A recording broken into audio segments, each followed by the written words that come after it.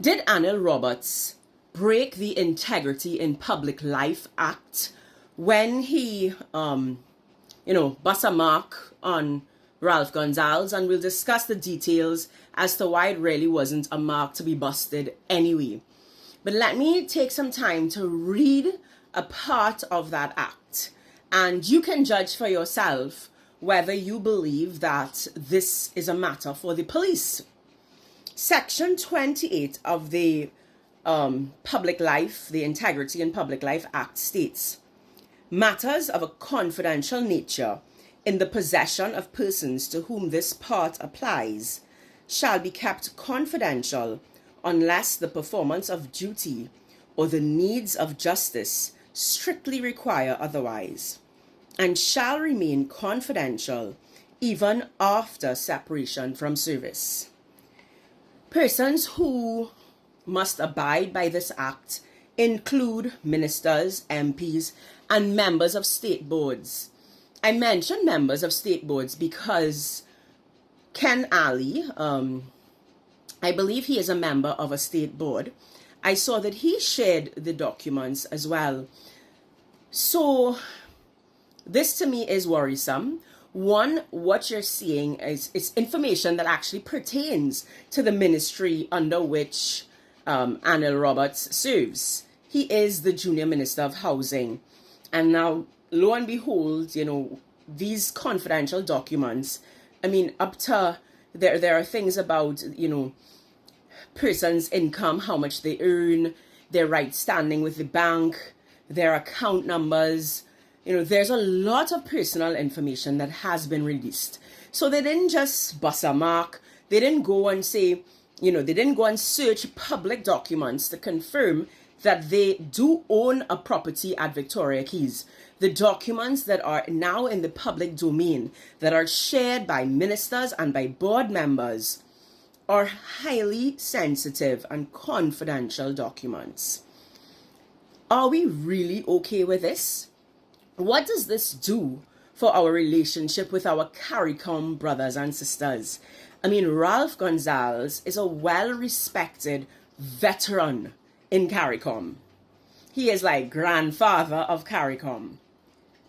Is this really how we intend to build relationships in Caribbean and Latin America? Is this good for trade? What are we doing? Now, I'm going to put that aside for a bit, and I just want to take a little bit of time to address the facts behind all the bacchanal. It's about 2005, because in 2017, when the project was completed, when they opened Victoria Keys, and I pass Victoria Keys every day, it was said that the project went from something like 200 million. Let me get the exact figures. So it started at $250 million in 2017. Then Housing Minister would have spoken, and he said it would have been 12 years ago at that time. So the project lasted 12 years. It started at $250 million. 12 years later, it had ballooned to $652 million. And the cost of the project and the fittings and everything no longer fit under low income. If the government sold those units to low income, part of the HDC housing scheme, the government of the day would have made massive losses. So quite rightly, they decided that even though it was a state-sponsored project and it was meant initially for low-income housing and it was meant to be part of the HDC housing scheme, it was not financially sustainable to have it remain as such. And so it was now going to be sold on the open market to anyone who can afford it. Ralph Gonsalves' families, let's go through some of the figures. One of the units, they paid 1.96 million. The other unit, they paid some 1.6 million for, and the other unit is a rental unit. Just to put those figures in context, 1.96 is what he paid for a 2-bedroom property. Just down the road is West Hills, which is currently, so that's some 7 years later, currently selling their 3-bedroom penthouse for, I think it's 1.6 million. But it's certainly less than the 1.96, right? It might be 1.8. I think it is as low as 1.6. So that is just to show you and to give context to the figures that are being thrown around.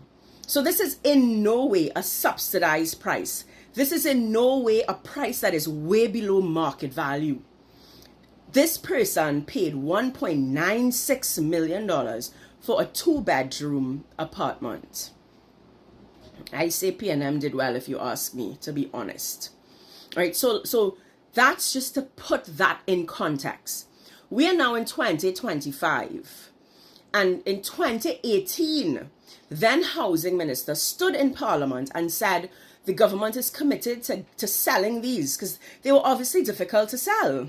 I guess nobody who could afford it wants to live in anything that says it's HDC, right? So, anyways, they said they were going to hire real estate agents.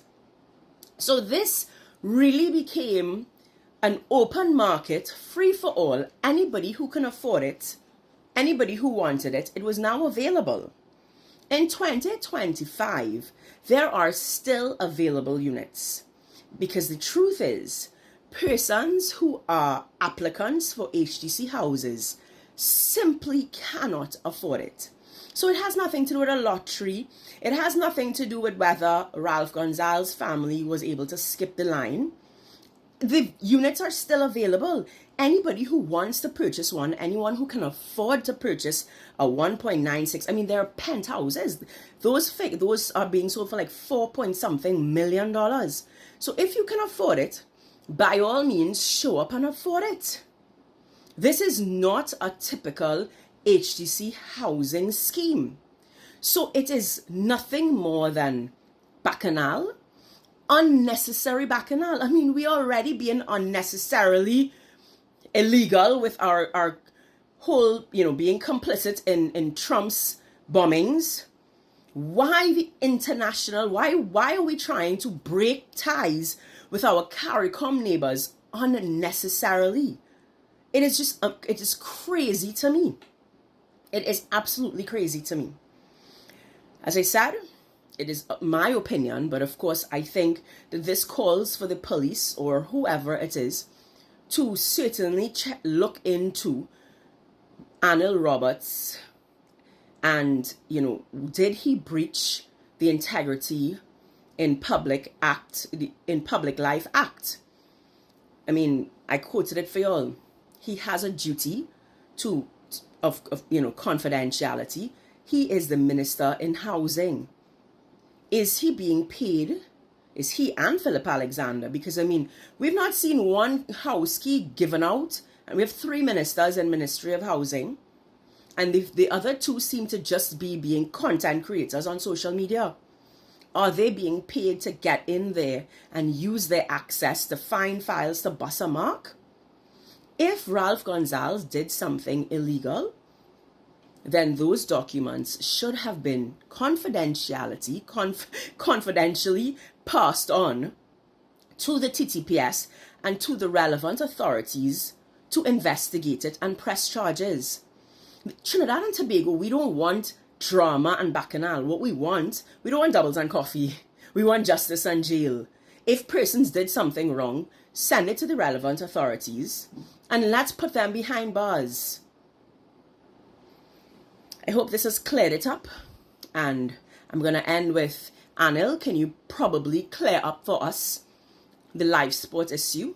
I mean, $8 million was spent without a cabinet note or anything. And I know you're intelligent and you can find information out. So was that story by Mark Bassant true or not?